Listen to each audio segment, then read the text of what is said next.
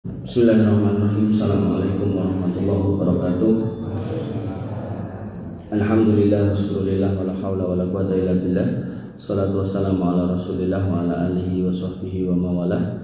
Bapak-bapak dan ibu-ibu yang dirahmati oleh Allah Subhanahu wa taala, alhamdulillah bersyukur kepada Allah Subhanahu wa taala yang masih memberikan nikmat kepada kita sehingga kita bisa berkumpul lagi, bertemu lagi dalam rangka bermajelis ilmu yang mana tema kita tema yang sangat penting, yaitu terkait dengan akidah seorang muslim. Kemudian langsung aja minggu kemarin kita sampai di poin tentang kesirikan yang terjadi di kuburan. Artinya setelah kita paham betul kalau kita harus meyakini adanya fitnah kubur, ada kubur, pertanyaan kubur yang terkait dengan kubur gitu kan, maka kita juga harus berhati-hati tentang fitnah terkait kuburan. Jadi bukan fitnah ketika kita sudah masuk kubur, fitnah sebelum kita dikubur. Terkait kuburan kita masuk di poin yang ketiga, yaitu bertawasul kepada makhluk. Jadi ada orang-orang yang kemudian mendatangi kuburan untuk meminta syafaat, untuk menitipkan doa-doa, memanjatkan doa kepada kuburan itu dengan harapan agar doanya bisa dibawa. Kita baca detailnya ya. Itu yang disebut dengan wasilah. Wasilah itu gampangannya adalah sebuah sarana untuk mendekatkan diri kepada Allah biar makin dekat. Coro tadi yang saya bilang, ketika kita mau ketemu sama, kalau di Solo ya wali kota atau mungkin gubernur atau bahkan presiden, ada yang bawa. Kok anakmu bisa mlebu kene, mbok titipke sapa, kayak gitu-gitu ya, itu wasilah gitu. Nah, kemudian wasilah secara syar'i yaitu diperintahkan di dalam Al-Qur'an. Artinya sebenarnya ada perintahnya, ayatnya ada. Cuman itu sebagian orang salah memahami. Salah memahami. Jadi wasilah itu enggak cuma sekedar menurut prasangka, butuh dalil. Allah mengatakan wa may yad'u ma'allahi ilahan akhar la burhana lahu bih fa inna ma hisabuhu inda rabbih innahu la yuflihul kafirun. Barang siapa yang berdoa kepada sesembahan selain Allah, jadi nyuwunnya kepada selain Allah, padahal tidak ada bukti satupun baginya tentang yang disembah itu, yang diminta itu kalau bisa mengabulkan, maka perhitungannya ada di sisi Rabb-nya yaitu Allah. Artinya nanti kesalahan itu akan dimintai pertanggungjawaban. Sungguhnya orang-orang kafir itu tidak akan beruntung. Artinya akan ada orang-orang yang sudah dijelaskan yang tetap ngeyel lah, itu ada. Bahkan tadi saya dapat sebuah gambar gitu, ada sebuah masjid itu saking dikeramatkan tiangnya, jadi bukan masjid deh, tiangnya itu sampai diikat pakai kain tertentu, terus depan tiangnya itu berarti sisi wetan, kalau ini ke barat, ini sisi etannya itu ada tulisannya yang punya nadar tolong masukkan ke, jadi sudah disiapkan semacam kain celengan tapi gede gitu, dari kayak seukuran tabung gas gitu, cemplung ke situ gitu kan. Terus depannya itu ada tempat buat bakar dupa, sampai segitu di dalam masjid gitu kan. Padahal Allah mengatakan apa? Wa annal masajida lillah fala tad'u ma'allahi ahada. Jelas ayatnya, jelas sejelas besok itu hari Rabu. Saat ini Selasa, bener tak? Jadi ayatnya itu jelas, dan masjid-masjid itu milik Allah. Jangan menyeru di dalam masjid, jangan minta di dalam masjid selain kepada Allah. Nah, itu nglakoni sing ora cetha. Padahal jelas dilarang, tapi terjadi. Nah, itulah manusia gitu kan. Makanya ketika dikatakan di dalam Quran surat Al-Bayyinah terkait dengan orang-orang musyrik ahlu kitab, itu mereka ketika Nabi itu belum datang, Bayyinah Rasulun minallahi yatlu sufa mutahharah itu belum datang, mereka itu akur biasa gitu kan. Nah, bahkan mereka nanti awas loh, saling ngancem, tapi nggak ada eksiden tuh nggak ada. Tapi kemudian begitu Rasulnya datang, wa ma tafarraqal ladina utul kitaba illa min ba'di ma ja'atuhumul bayyinah. Mereka justru berpecah dari jalan lurus ketika bayyinahnya datang. Lah bayyinah siapa? Rasulun minallahi yatlu sufa mutahharah. Seorang rasul yang membawa ajaran yang benar, yang menika suhufa mutahharah Al-Qur'an gitu. Makanya orang itu ya nyun sewu ketika kemudian dulu bareng-bareng teko ning dukun, bareng-bareng golek pesugihan, iso bareng. Tapi begitu si jeneng ngaji mesti kok pisah itu. Kok kira sida rasa ramangkat ning Gunung Kemungkus kian wayahe. Wah, sorry ya, saiki wis Aku serang ngono kuwi nglanggar syariat, kuwi musyrik. Iya toh.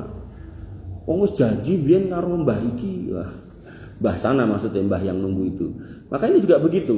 Maksudnya ada orang-orang yang menyembah, meminta kepada selain Allah dan dia enggak punya bukti kalau yang diminta itu bisa ngasih yang diminta gitu kan. Tekad diminta gitu kan. Maka hitungannya nanti di sisi Allah dan enggak beruntung orang-orang yang ingkar niku. Kalau panjenengan masih ingat tentang kisah perang Badar, begitu Nabi menang, Nabi pulang, 3 hari kemudian balik lagi ke sumur di mana orang-orang kafir itu cemplungkan situ. Nabi mengatakan, waya Abu Jahal, waya Umayyah bin Khalaf, gitu kan. Apakah kamu sudah menemui janji Tuhanmu? Nah, sedangkan aku sudah. Nek nggawa agama bener ki menang. Kowe ra bener kowe ning kono kira-kira kowe entuk apa ning kono gitu kan. Jadi bangkai tau di situ gitu. Kemudian Umar bin Khattab protes, ya Nabi gitu, kan jenengan ngomong sama orang mati, kata Nabi, mereka dengar gitu. Tapi nggak bisa nyauri ya. Ini saya ulang lagi gitu kan, biar jenengan bener-bener teringat. Ngomongnya Rocky Gerung kayak kan, suatu kesalahan kok diulang-ulang jadi bener ya toh. Nah, ini sebuah kebenaran yang diulang-ulang, harapannya jenengan tambah mantep kan gitu. Termasuk apa? Orang-orang yang mati syahid, rohnya di mana? Di burung yang berwarna hijau di bawah arsy Allah, berterbangan ke sana kemari. Dia minta pulang ke jasadnya untuk bangkit lagi, hidup lagi, perang lagi. Dikasih apa mboten? Ndak gitu loh. Kok enak wong marani kuburane syuhada Badar, minta ini, minta itu gitu kan. Tawasal Nabi bismillah wa bil hadi Rasulillah wa kulli mujahidilillah bi ahlil badri ya Allah loh. Minta ning ahli Badar. Nah, hati-hati loh. Jadi kadang ya solawatan tapi kemudian kita juga harus cek bahasanya, isinya gitu loh. Bukan saya benci salawatan, enggak, jelas enggak itu kan. Itu salah kalau saya benci salawatan. Cuman kita lihat isinya ini apa kontennya. Makanya kemudian ada dalil yang jelas yang tegas mengatakan walladzina takhadhu min dunihi auliya. Ada orang-orang yang mencintai, menjadikan wali-wali selain Allah gitu kan. Dan mereka ketika kemudian ditanya tentang itu, mereka mengatakan mana butuhum, enggak tak sembah kok kuburan kuwi wali kira tak sembah.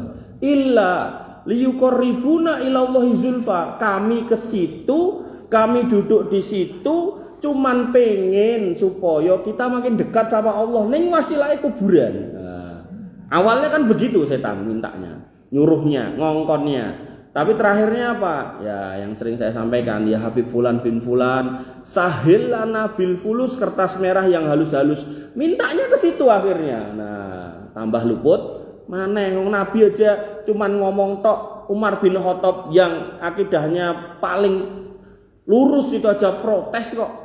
Gak apa-apa ini ngomong tok kok. Gak ngopo-ngopo gitu. Kemudian orang-orang yang mati syahid, rohnya di burung-burung warna hijau pengen mulai aja gak bisa kok. Kemudian ini malah dijalui dan rumangsane gitu kan. Ini bakal membawa apa yang diminta itu kepada Allah Subhanahu wa taala. Innallaha yahkumu bainahum, Allah akan memberikan hukum di antara mereka fima hum fihi yahtalifun, tentang perselisihan kalian tentang ini gitu kan. Akhirnya kita berselisih, ada kaum muslimin yang tetap ke sana, ada kaum muslimin yang insya Allah tidak ke sana gitu kan. Maka perselisihan ini nanti Allah yang akan memutuskan mana yang benar. Tentu yang benar yang mana? Yang ikut dalil. Wong dalilnya terang seterang besok itu hari Rabu gitu. Ngoten gitu kan. Innallaha la yahdi man huwa kadhibun kafar. Kalau tadi disebut kafar, ini disebut 2 kali. Kadhibun kafar. Allah enggak mau kasih petunjuk orang yang mendustakan. Apa sih yang didustakan ayat niki? Kafar, ingkar juga gitu loh. Nah, maka menurut mereka wasilah ki perlu. Ya memang perlu. Artinya ketika kita mau kemudian doa kita cepat kabul, ya perlu wasilah. Cuman wasilahnya yang seperti apa? Ini yang harus kita pahami. Allah Subhanahu wa taala berfirman, ya ayyuhalladzina amanu taqullaha wabtaghu ilaihil wasilah. Hai orang-orang yang beriman, bertakwalah pada Allah dan carilah wasilah. Nah, setelah itu wajahidu fi sabilihi la'allahum tuflihun, berjihadlah di jalannya agar kamu beruntung. Berarti ada perintah untuk nyari wasilah. Nah, wasilahnya itu apa? Apakah makom-makom tadi, apakah petilasan-petilasan tadi? Ternyata dikatakan oleh para ulama, Ibnu Abbas, di situ ada Ibnu Abbas, kemudian ada Mujahid, ada Abu Wa'il, ada Al-Hasan, ada Abdullah bin Kasir, ada As-Sudi, ada Ibnu Zaid dan seterusnya, ada Qatadah juga. Mereka mengatakan taqarrubu ilaihi bi ta'atihi wal amali bima yurdihi. Panjenengan kalau mau punya wasilah, caranya itu dengan meningkatkan ketakwaan, beriman dengan penuh ketulusan, beramal dengan penuh keimanan, bertakwa dengan penuh kejujuran, ittaqullah haqqa tuqati. Kisah tentang 3 pemuda yang terjebak dalam gua. Nah, udah saya ceritakan toh. Itu tawasul yang betul. Jadi bukan kemudian ke kuburan minta. Dan bahkan mereka ketika kita kasih tahu, ngoten niku klentu lho, Pak Yai, Pak Habib gitu kan. Mereka balas enggak, ini bener gitu kan. Allah membantah itu dengan mengatakan ulaikal ladzina yad'una yabtaghuna ila rabbihimul wasilah loh. Ada kata wasilah lagi dalam Al-Qur'an.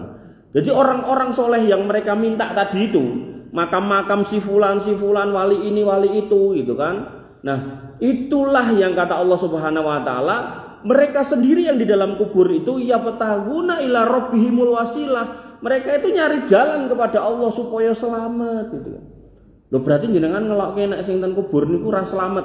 Ya siapa yang bisa menjamin seseorang dalam kubur itu selamat? Maka kalau kita masih ingat tentang akidah Sufyan Ats-Tsauri rahimahullah, beliau kan mengatakan seorang muslim harus mengimani 10 orang yang dijamin masuk surga dan tidak boleh memastikan selainnya kalau nggak ada dalil yang menyatakannya. Buat dia misal Pak Yai, Pak Ustadz, Pak Habib haji 10 kali, kita nggak boleh mengatakan dia pasti masuk surga. Yang boleh kita katakan semoga beliau masuk surga. Karena kepastian itu butuh dalil, karena kita ngomongkan hal yang gaib. Nah, akidah niku memang hal yang gaib, karena hal yang gaib maka butuh dalil. Dalilnya 10 orang itu yang dijamin masuk surga. Ayyuhum aqrab wa yarju rahmatahu. Maka mereka ini yang diseru itu justru mereka yang berharap dapat jalan untuk mendekat kepada Allah dan mendapat rahmat Allah, berharap rahmat Allah, wa yakhafuna adabah, dan mereka sangat takut pada adab Allah. Jadi orang-orang yang dikubur ini Allah sendiri yang menyatakan yang mbok parani niku justru mereka yang mencari jalan kepada Allah gitu. Jangan kebalik-balik. Seperti yang saya contohkan, datang pengemis, datang pengamen, butuh recehan 1.000-2.000 malah jenengan utangnya 10 juta gitu. Ya dia pasti akan marah, kualik Pak gitu. Memperon jenengan ngekei saya, bukan saya jenengan utangi gitu kan. Inna adaba rabbika kana mahdura. Sesungguhnya adab Rabbmu itu harus ditakuti. Ibu-ibu dan bapak-bapak yang dirahmati oleh Allah Subhanahu wa taala, kemudian mereka pun mengeles lagi gitu. Kami enggak nyembah kok, kami cuma minta syafaat. Allah mengatakan tentang sikap mereka ini ketika didakwai bahwasanya itu salah. Mereka mengatakan wa ya'buduna min dunillahi ma la yadurruhum wa la yanfa'uhum. Mereka itu beribadah menyembah selain Allah yang tidak ada manfaat dan tidak ada para bahaya kalau dia tinggalkan. Wa yaquluna haula'i sufa'una indallah. Dan mereka ketika ditanya ngopo to kowe dadak rono, wong kowe nek ra rono ya ora apa-apa gitu kan. Berapa banyak orang yang nggak kenal makam yang didatangi di Indonesia, orang Afrika, orang mana-mana kan nggak tahu tuh makam-makam yang dikeramatkan di Indonesia. Buktinya mereka ya nggak apa-apa, negara mereka ya nggak tiba-tiba ngelundung, orang-orangnya tiba-tiba ya nggak sakit, biasa-biasa aja gitu kan. Nah, maka ketika kita kemudian nggak ke situ aja kita nggak apa-apa, nggak kena tambahan manfaat dan juga nggak kena madorot, nah, mereka ngeles itu kan, ula isufa'una indallah. Orang kuwi sing tak goleki. Kita cuma nyari syafaat mereka, nanti kalau mereka mati kita kasih syafaat. Loh, padahal syafaat ini punya siapa? Nah, ini yang perlu kita jelaskan. Syafaat itu milik Allah. Man dalladzi yasfa'u indahu illa biidni. Enggak ada syafaat yang bisa dikasihkan kepada siapapun kecuali Allah yang kasih dan melalui orang-orang yang diizinkan. Artinya gini, dari sekian banyak ustadz, sekian banyak kiai, ulama, bahkan mungkin wali yang meninggal, belum tentu semua wali itu dikasih. Duh, dalilnya apa Mas? Dalilnya akan ada orang yang kemudian datang ke Nabi Adam minta syafaat, kemudian dikatakan rono ning Nabi Musa, datang ke Nabi Musa minta syafaat rono ning Nabi Isa, datang ke Nabi Isa minta syafaat suruh pindah lagi ke nabi yang lain, sampai syafaatul uzma, syafaat yang paling gede itu ada di tangan Nabi Muhammad SAW. Tapi itu pun setelah Nabi menghadap Allah Subhanahu wa taala dan minta izin. Makanya ayatnya mandalladzi yasfa'u indahu illa biidni. Makanya kalau ada orang mengatakan kalian nih akan dapat syafaat dari kami para keturunan Nabi, masya Allah itu lancang kalau menurut saya gitu kan. Gak benar, karena para Nabi itu nanti dalam bab syafaat, insya Allah nanti ada bab syafaat, itu nggak bisa ngasih syafaat semuanya. Yang bisa cuma Nabi Muhammad, dan itu pun setelah minta izin sama Allah. Lah iki urung izin ning donya wis ngeklaim gitu kan. Coba misal sapa niki Pak Yono kadang griya mriku terus tiba-tiba diklaim karo Pak Tito iku tak pek yon ya coba gitu. Tentu kita akan marah gitu loh ya, maka nggak mungkin gitu kan syafaat yang udah tertentu dalilnya ada kok tiba-tiba diklaim pokoknya kalian harus mengagungkan kami, jangan pernah merendahkan kami, jangan menghina kami loh. Karena kalian nggak akan bisa selamat kalau nggak lewat syafaat kami. Bahasa-bahasanya gitu luar biasa berani. Kemudian wala yasfauna illa liman irtado. Jadi Allah hanya akan kasih syafaat pada yang diizinkan dan juga pada yang diridhoi. Ya. Jadi ada izin ada ridho. Nggak semua diizinkan atau mungkin nggak semua diridhoi gitu kan. Mekaten. Kenapa tidak boleh bertawasul dengan makhluk? Kenapa? Karena Allah sendiri yang mengatakan loh. Jadi jawabannya semua ada di Al-Qur'an gitu. Jadi bukan reko-reko kula mboten. Allah mengatakan wa idza sa'alaka ibadi anni fa inni qarib. Kalau kamu ditanya tentang aku di mana? Allah itu di mana? Hambaku lagi butuh iki lagi enek masalah, pengen dongo, pengen jaluk, pengen nyuwun, pengen butuh solusi, maka jawaban wahai Muhammad, fa inni qarib. Aku ki cedhak. Gusti Allah niku cedhak. Artinya napa? Allah menegasi, menghilangkan perantara dalam doa. Artinya kalau panjenengan mau minta monggo langsung. Maka kalaupun ada perantaranya, maka perantaranya bukan orang yang sudah mati, tapi orang yang masih hidup. Sinten niku nggih orang-orang yang jenengan anggap dia itu ahli ibadah, ahli ilmu, orang tua. Nanti ada doa-doa siapa yang kemudian bisa kita mintakan kepada mereka. Intinya orang-orang hidup, nggak ada orang mati, nggak ada. Makanya zaman Nabi SAW hidup, para sahabat minta doanya ke Nabi. Begitu Nabi wafat, minta doanya ke paman Nabi. Inggih menika Abbas bin Abdul Muthalib. Jadi nggak ada yang kemudian kekeringan terus nyedaki makam Nabi mboten enten. Satu riwayat pun nggak ada yang namanya Abu Bakar, Umar, Utsman, Ali ada masalah genting kemudian datang ke makam Nabi mboten enten gitu kan. Bahkan cucu-cucunya juga nggak pernah gitu kan. Makanya kalau ada Canggah Waring dan seterusnya generasi kesekian belas gitu kan yang mengklaim gitu kan, kemudian mereka mengatakan harus lewat ini, lewat makam ini, makam itu, maka ini hal yang keliru. Nah, maka yang harus kita pahami adalah tawasul dengan cara syar'i aja belum dipraktekkan, masa sudah nyari yang enggak syar'i. Dan Allah menyindir orang-orang seperti ini, atas tabdiluna alladzi huwa adna billadzi huwa khair. Mosok to mbok ganti sing cetha-cetha apik mbok ganti sing elek. Mosok to kopi enak dadak mbok ganti minuman haram gitu kan. Mosok to istri itu halal mosok dadak mbok ganti dengan perempuan-perempuan yang enggak halal gitu kan. Nah, Allah mempertanyakan, apa panjenengan enggak belajar cara minta yang betul, berdoa yang betul? Masa toh harus lewat tempat-tempat yang itu gitu kan? Bahkan kayak kasus di Gunung Kemukus itu udah datangnya ke Pecalasan, kemudian syaratnya harus berzina dengan orang lain, itu ya dilakoni koyo ngono. Nah, itu kalau enggak setan itu ya enggak mungkin gitu kan. Kalau enggak setan udah enggak mungkin itu. Pasti itu setan gitu. Nah, pramila tawasul ingkang betul itu gimana? Yang pertama dengan menyebut nama Allah. Nanti kita jelaskan. Yang kedua dengan orang soleh yang masih hidup. Nah, apalagi wongnya jenenge soleh. Soleh tenan jenenge soleh. Wah, Masya Allah. Kemudian yang ketiga tawasul dengan orang tua. Kita masih punya orang tua, minta sama orang tua kita. Karena orang tua itu dikasih kaplingan dalam tanda kutip doanya itu mustajab. Nah, makatan. Yang keempat berdoa pada waktu dan tempat yang mustajab, nanti saya jelaskan insyaallah. Kemudian berdoa pada saat yang mustajab, ini hampir mirip.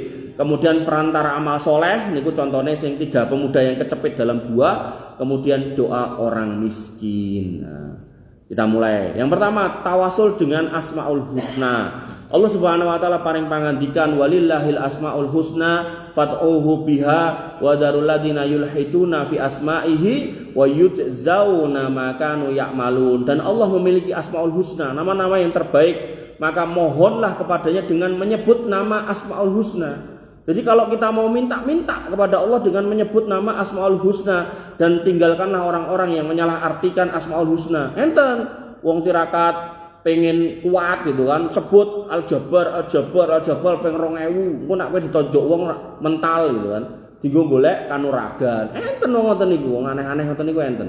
Nah, maka itu salah itu.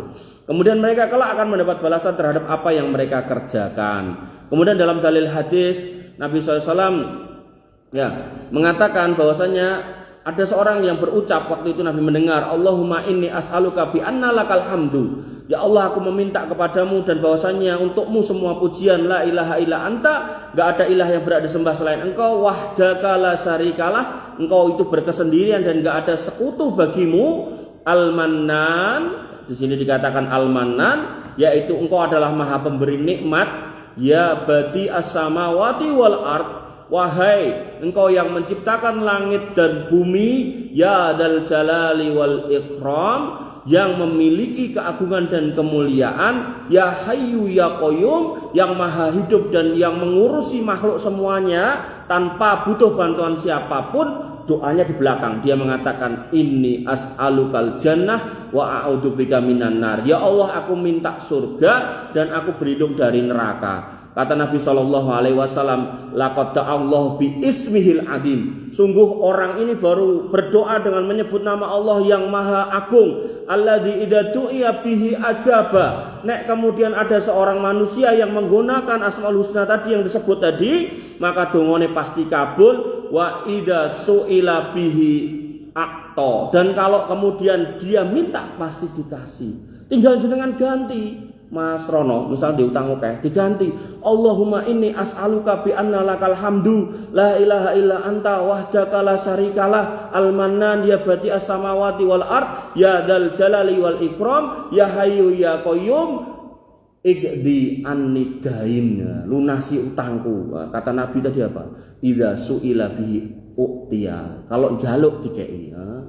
Jadi gitu, enggak usah ke kuburan, enggak usah nyari petilasan, nggak usah ke apa tuh namanya tempat-tempat keramat gitu kan. Nah ini yang betul gitu kan. Contoh lagi ya dari Anas bin Malik, Rasulullah SAW bersabda, ya hayyu ya qayyum bi rahmatika astaghis aslih li sa'ni kullah wala takilni ila nafsi tarfata ain. Wahai Rabb yang maha hidup, wahai Rabb yang maha berdiri sendiri, ini zikir pagi dan petang, dengan rahmatmu aku minta pertolongan, perbaikilah urusanku. Jadi kalau ada yang kurang-kurang mang perbaiki, omahe bocor nggih mang bantu supaya bisa duwe cukupan buat nambal, omahe reot ya biar bisa ngedeke omahe gitu kan. Anake wayah kuliah ya biar bisa bayar sekolah dan seterusnya. Dan jangan engkau serahkan urusanku kepada diriku. Artinya seorang hamba itu paham betul kalau semua hidupnya itu diserahkan kepada Allah dan bantuan itu datang dari Allah. Senajan perantaranya si fulan, perantaranya si alan gitu kan. Walaupun sekejap mata, jangan buat saya merasa bisa menyelesaikan masalahku sendiri tanpa pertolongan darimu. Nah, ini contoh disebutkan pujian-pujian kepada Allah Subhanahu wa taala.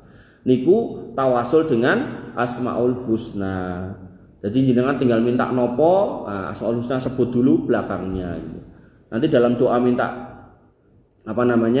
minta ampun yang diucapkan Nabi SAW ketika sholat tahajud itu juga sama. Nabi SAW mengatakan, Allahumma lakal hamdu anta nuru samawati wal ard wa man fihina wa lakal hamdu anta thayyibu samawati wal ard wa man fihina wa lakal hamdu anta rabbus samawati wal ard wa man fihina wa lakal hamdu la ilaha illa anta subhanaka inna kunna minadh dhalimin wa illam taghfir lana wa tarhamna lanakunanna minal khosirin. Allahumma lakal hamdu anta alladzi la ilaha illa, dan seterusnya dipuji, dan terakhirnya faghfir lana ma qaddamna wa ma akhorna. Ya Allah, ampunilah kami atas dosa-dosa kami yang pernah kami lakukan dulu atau yang akan datang gitu kan. Nah, dan ini dibaca oleh Imam Haram pas kunut witir sholat tarawih dari Ramadan 1 sampai Ramadan 30. Nah, mekaten dibaca. Mergone napa? Mergone sosok kita tok lali to ndonga, padahal saat dimana kita itu berpuasa sejak bar sahur sampai buka, itu saat dimana kita itu sakjane punya kondisi di mana kita itu kalau berdoa itu mustajab. Ning kadang sok lali tuh. Nah, begitu kemudian dipimpin oleh imam yang kunut niku wau, dan memang sunahnya kunut niku ten witir mboten ten subuh gitu kan. Maka ya kita tinggal ngaminkan dan doanya itu panjang dan menyenangkan. Makanya nanti saya mohon izin Pak Takmir, kalau Ramadan kan saya dapat jatah hari Rabu nggih. Nah, nanti pas witir kita baca kunutnya. Jenengan tinggal ngaminkan. Oh, penak. Jadi nek Pak sinten supeng lho. Pak sapa? Witno. sukitno. Saking kesele ling parkir nganti lali gitu kan. Mungkin pas tarawih mriki dina Rebo kalih kula tinggal amin amin amin kenceng men Mbah mesti kaya kowe enek sing donga isine njaluk lunas utang. Wis genah niku wis aman pokoke nyenengke pokoke. Tarawih kalih kula tuh nyenengke pokoke. Mergone jenengan nek lali donga kula wakili tinggal amin amin. Dan itu ada sunahnya gitu. Jadi jenengan nek misal umroh pas Ramadan niku Imam Haram niku dari mulai Ramadan 1 sampai terakhir itu kunute panjang banget dan enak kita tinggal ngaminkan wis to. Nek jenengan ngertos artine insyaallah niku mesti nangis gitu. Mesti nangis. Wong sing donga wis nangis gitu. Kadang jamaah ra mudeng artine yo melu nangis gitu. Ngerti artine apa? Ora ngerti gitu. Apa melu nangis? Wis pokoke ning ati iki penak ayem wis melu brebes ngono wae. Otomatis netes ngono. Nah, tapi nek ngerti artine masyaallah Pak, wis luar biasa Bu. Makanya jenengan kalau punya yotro ya, mau berangkat umroh gitu kan pilih pas Ramadan karena Nabi mengatakan orang yang umroh pas Ramadan itu pahalanya kayak haji bersamaku. Nah, jadi kayak haji bersama Nabi Shallallahu Alaihi Wasallam. Bocorane nggih salat ten mriku niku kan pahalanya 100.000 kali dari masjid yang lain ya termasuk masjid niki At-Taubah. Masjid Jayat piye padha wae. Nah, itu jenengan salat mriku kan pahalanya kan sama. Nah, tapi kalau kemudian dibandingkan dengan Masjid Haram pahalanya di sana 100.000 kali dari sini. 1.000 Mas Rono kalkulatore dibagi 5 ketemune piro? Kula tak unjuk. Jenengan hitung. Suwen. Ora tau jadi 1.000-an to. Kok suwe men to. 1.000 poro 5 piro? 20.000. Niku baru ketemu 20.000 hari. 20.000 hari jenengan poro 300 swidak. Wah, kapok mumet ya. Wah ngono. Pak No piro? Sing gene ngitung dit akeh. Piro-piro? Nen? Swidak punjul no Mas. Kurang no. Pas ya nek swidak kira-kira nek dibulatkan. Kalih bolo. 57 tahun, Pak. Jadi panjenengan salatan mriku pisan tok. Pisan tok niku ten Masjid Haram nggih, mboten Nabawi, nek Nabawi niki 1000 kali. Niki Masjid Haram pisan tok. Duhur tok, maghrib tok, apa isya tok, apa subuh tok, pisan tok, apa asar tok. Itu setara dengan salat ten mriki 57 tahun. Padahal niki rong enek 57 tahun. Masjid Jaya ta padha meneh, sama aja. 57. Nek ping 5, artinya jenengan sedina tok niku 5 waktu ten mriku. Gogok ten mriku ora mulih gitu kan. Kok nek mulih sok hotel kan adoh males bali ten mriku gitu kan. Ya ajeng toyan nih kan tonton napa istilahnya toilet kan gitu. Niku gak ngepengke 5. 57 ping 5. Berarti niku 219. Kira-kira nggih, 200-an lah. 200 tahun, Pak. Jenengan kersa umur 200 tahun. Daya.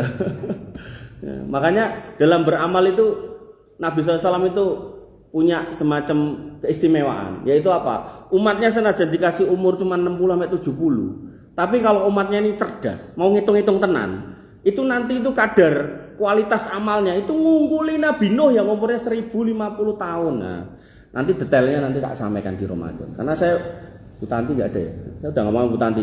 Temanya Ramadan apa pripun? Oh pun sampai ke Ustaz Wildan. Oh pun siap. Kembali ke sini. Tawasul yang kedua. Tawasul dengan amal soleh. Ini yang contohnya adalah tentang 3 orang yang kecepit di gua itu. Dia bercerita tentang amal solehnya. Dan ini kita sudah lewati. Ya, dikatakan di dalam Al-Quran alladzina yaquluna rabbana innana amanna faghfir lana dzunubana wa qina adzabannar. Yaitu orang-orang yang berdoa ya Rabb kami benar-benar beriman gitu. Beriman ini ngomong tok karena iman itu sinkron antara hati, mulut sama perbuatan. Ngomongnya beriman, ngomongnya Islam, ora tau salat. Iman itu dipertanyakan. Makanya Nabi mengatakan al-farqu bainana wa bainal kufri wa syirki tarki shalah. Bedone kita wong Islam karo wong kafir karo wong musyrik kuwi salat apa ora gitu loh. Makanya para sahabat itu mengatakan dalam bab tentang meninggalkan sholat ditulis oleh para ulama, para sahabat itu mengatakan nggak ada amal dalam Islam yang ditinggalke bener-bener wegah itu bisa menyebabkan orangnya murtad selain sholat gitu. Makanya hati-hati yang sholatnya bolong-bolong, manggenepi gitu kan. Karena itu kewajiban kita sebagai seorang muslim gitu. Dan ketika kita bisa paham betul sholat itu apa, maka Nabi itu sampai mengatakan ya Bilal arihna bis sholah, kesuntukan kita tentang dunia, kerutan kita tentang dunia, maka kita harusnya kita tenangkan diri kita di masjid dengan sholat gitu kan. Makanya Ali bin Abi Thalib bahkan ketika ada masalah dengan istri beliau radhiyallahu anha, Fatimah radhiyallahu anha, beliau pilih ke masjid sekedar untuk tidur. Jadi Pak Soleh karo nek rame karo bujine nang masjid wae, turu. Kok nek wis dititeni masjid kene golek masjid sing adoh gitu. HP-ne tinggal. Kemudian yang ketiga, tawasul lewat orang soleh boleh, tapi yang hidup, bukan yang mati.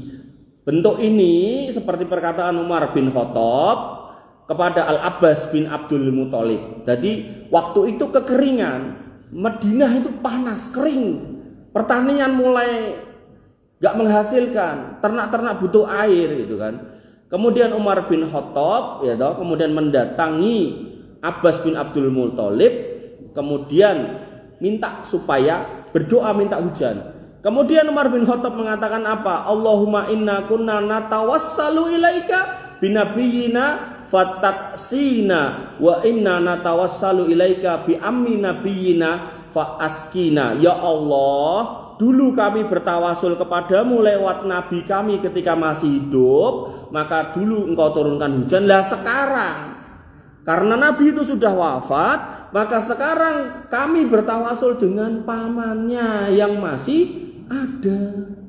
Jadi bukan orang yang sudah mati. Artinya kalau bertawasul itu kepada yang mati itu ada dan betul dan benar, tentu Umar bin Khattab langsung melayu ke makamnya nabi. Ternyata enggak, Pak. Ini dalil jelas, Sahih Bukhari nomor 1010. Coba. Jadi kitab Sahih setelah Al-Quran itu nggih Sahih Bukhari, Sahih Muslim.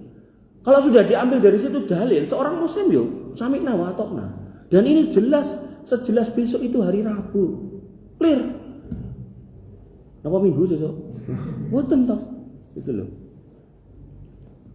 Kemudian yang keempat, tawasul dengan orang tua yang masih hidup. Nah, kadang enten anak-anak ini pas wong tuane urip tuwek, kudu diopeni ra gelem ngopeni, alasane sibuk lah ngene ngono. Akhirnya mati, begitu mati diparani, Mbah niki putrane jenengan ajeng sunat melih. Ndolok pangestu ning kuburan gitu. Enten ngoten niku lakon ngoten niku. Pas urip ora gelem. Padahal ada seorang sahabat yang bertanya tentang orang tua. Kemudian Nabi mengatakan seorang itu kalau dititipi dua orang tua, pintu surganya itu dua. Mati siji garis siji, mati kabeh ketutup kabeh. Pintu surga pinonggone lewat perantara berbakti sama orang tua. Orang ini, anak ini brengkele. Kenapa? Karena dia merasa wong tuane itu dolim. Enten wong tua sing pilih kasih enten. Rumangsa anak iki manut iki bandel, sing bandel ora dikeki apa sing kudu dikeki, sing manut disobyo-sobyo enten, mengke pas tuwa malah ra diurusi kalau sing manut niki wau gitu kan. Nah, mergone apa pas manut niku dhek mikir, oh engko nek manut kan aku dikeki, bareng dikeki kabeh. Wah, ora manut. Ternyata sing ndablek niki senajan ndablek jane ya sayang karo wong tuane, akhirnya dikukup oleh wong tuane. Enten ngoten niku, lakon-lakon ngoten niku. Nah, maka dia pun bertanya, wa indolamahu, pripun nek tiyang sepuh niku kemudian mendolimi dia. Tiang sepuh niku modelane ngoten niku wau pripun? Kata Nabi, wa indolamahu, senajana wong tuamu kuwi dolim, wong tuamu kuwi ora adil, tetep perlakukan dengan baik. Bahkan ketika orang tuamu kafir, wa in jahadaka ala an tusyrika bima laisa laka bi ilmun fala tuti'huma wa sahibhuma fid dunya ma'rufa. Nek tiyang sepuh kita, orang tua kita kafir, ngajak-ajak kafir, ngajak-ajak musyrik, jangan ditaati. Tapi apa? Wa sahibhuma fid dunya ma'rufa, tetep ladenono, layanono dengan ma'ruf. Niki padha-padha Islami. Sijine mlebu LDI, sijine mboten. Wong tuane dikafirke, masyaallah. Padha Islami. Padahal ini dikatakan nek sijine kafir, kafir yang muayyan, beda agama, Kristen, Katolik, Hindu, Buddha gitu. Itu tetap kita diminta untuk bersikap yang baik. Bersikap yang baik niku nggih pripun? Nggih mempere to nek tiyang sepuh napa luwe nggih digolekke pangan. Tiyang sepuh ngelak nggih digolekke ngombe. Tiyang sepuh mboten enten papan panggenan nggih ngiyup digolekke nggih ngiyup. Kan ngoten. Mempere ngoten lho, umume. Makruf niku sesuai umume. Umume orang itu diapakan to nggih dirawat, diopeni. Oh enggak bisa jalan nggih do ngamben nggih kemudian diurusi. Memang harus nyun sewu diceboki ya diceboki ngoten. Jadi jangan kemudian orang tua dilempar sana sini. Maka orang tua yang masih hidup, khususnya yang masih beriman, senajan mungkin nyun sewu amalnya mungkin biasa-biasa aja. Nah, Nabi mengatakan salah da'awatin mustajabatun, 3 golongan ini yang kalau berdoa doanya mustajab, la syakka fihina, enggak ada keraguan, mesti kabul. Oh, coba. Nabi sampai mengatakan la syakka fi. Jadi udah dikatakan mustajab, jadi ditambahi la syakka fihina. Mustajab wis tenan, mustajab tenan. Oh, jadi mustajab ning tenan lho coba. Kan dungane Mas Rono mustajab sok-sok. Nah niki mboten, mustajab tenan lho, ora nek keraguan. Yaitu yang pertama dakwatul walid, dongane wong tuwa. Jadi nek jenengan tesih gadah wong tuwa, siji napa kalih, setunggal napa kalih, mang parani jaluk donga. Masalahe napa mang nyuwun donga? Bu, utang kula kathah. Bu, masalah kula kathah, mang dongake sepados lancar. Heeh, muga-muga lancar. Amin. Ngono tok jane wis donga niku. Ora kudu ibuke bisa doa Allahumma wong ibuke maca Quran mboten saged misal ngoten kan. Nah, mboten napa-napa wis pokoke ngaminke mengiyakan mantuk, itu sudah bagian dari keridoan yang kemudian bisa membukakan semua pintu masalah itu. Kemudian wa da'watul musafir, panjenengan umpami Safar niku nggih berdasarkan uruf nggih. Nek sangka Solo ning endi niku Sumber nggih dereng safar nggih. Safar niku urufnya. Nek ten Solo niku mempere safar niku ten pundi Pak Yono? Semarang. Iki niku memper niku. Tapi nek king mriki ten Bekonang gitu kan niku kan dereng safar. Nanti nek ten Semarang rada mriko-mriko melih pun safar. Nah, ketika safar panjenengan ndonga, napa nitih mobil, napa nitih motor ten mergi niku ndonga. Ampun malah nyetel dangdutan karaoke ning dalan ku malah kecelakaan ra karu-karuan. Donga masalahe napa ya Allah. Rabbi habli minas solihin, pami enten masalah kali putrane. Ya Allah mang luruske urusan kula. Ra mudeng bahasa Indonesia gitu. Basa Jawa ya ora apa-apa. Karena itu di luar ibadah, di luar sholat, artinya bebas kita meminta. Kemudian yang ketiga wa da'watul madlum, dakwah doanya orang yang terdolimi. Jadi jangan sampai kita mendolimi orang lain, orangnya itu ndonga. Lah nek mending wong ini ku mudeng agama. Misal kita ndolimi si A ki mudeng agama, malah ndongake baik ke kita, ya Allah sadarkanlah itu orang ini yang mendolimi saya. Itu sik rada mending. Lah nek ndongane donga elek, repot niku nggih. Balik dan kita doa yang jelek. Nah, dan doa orang tua yang berisi kebaikan. Maka yang diminta itu doa orang tua yang berisi kebaikan. Nah, kisah terkait niku nggih menika kisahnya Imam Haram, Imam Sudais. Imam Sudais niku waktu cilikane rada nakal gitu lho. Rada ndablek. Nah, ibuke niki ibu yang solihah, ibu yang paham betul gitu loh. Bahwasanya nek nganti keluar kata-kata jelek, ra wurung kuwi yo anake. Biyen digembol 9 wulan cilik digedhekke gede dipinterke. Kok bareng gede didongake elek kok lah ya dadi elek gitu kan. Maka yang terjadi begitu Imam Sudais ini masih kecil ini nakal gitu kan, ibunya ya gregeten, "Ih, muga-muga kowe dadi Imam Haram." Alhamdulillah niki dadi Imam Haram. Ngoten Pak Bu. Dadi jenengan ampun tanggung-tanggung. Mosok kalah karo Pak Prabowo, ndonga njaluk dadi presiden 20 tahun dilakoni kok. Jenengan nek anake nakal lagi wingi sore nakal, ih muga-muga dadi presiden. Ditlateni kok dadi presiden. Nek mboten nggih mungkin dadi napa menterine nggih mboten napa-napa. Nggih to, meleset sithik kan ra apa-apa. Nah, maka ini yang harus kita pahami, ibu-ibu, bapak-bapak, insyaallah masih berlanjut bahwasanya bertawasul kepada kuburan itu adalah satu hal yang bermasalah secara akidah, sehingga sebagai orang yang beriman sebaiknya kita tinggalkan, kemudian kita bertawasul dengan cara-cara yang benar, karena cara yang benar lebih banyak pilihannya. Koyoto ada minuman haram 1 atau 2, tapi minuman halal itu ada ratusan minuman halal. Jadi kalau sampai kita kehabisan pilihan, yaitu salah besar. Makanan halal banyak, tapi kemudian orang milih makanan yang haram, itu juga sebuah kekeliruan. Ya, daging babi, daging anjing haram, tapi kan ada daging ayam, daging kambing, daging unta, daging kuda, daging kebo gitu kan. Daging apa boleh Mas? Ikan, segala macam ikan gitu kan. Dari mulai sing kecil teri sama sing gede wak paus ya itu dimangan gitu kan. Nah, maka kalau kemudian kita sampai kehabisan akal untuk mencari yang halal, tentu ini sebuah pertanyaan. Sakjane kita itu mau baik apa enggak? Itu pertanyaan gitu kan. Mekaten ingkang saged kula aturaken kirang langkungipun kula nyuwun pangapunten. Akhirul kalam subhanakallahumma bihamdika asyhadu an la ilaha illa anta astaghfiruka wa atubu ilaik. Assalamualaikum warahmatullahi wabarakatuh.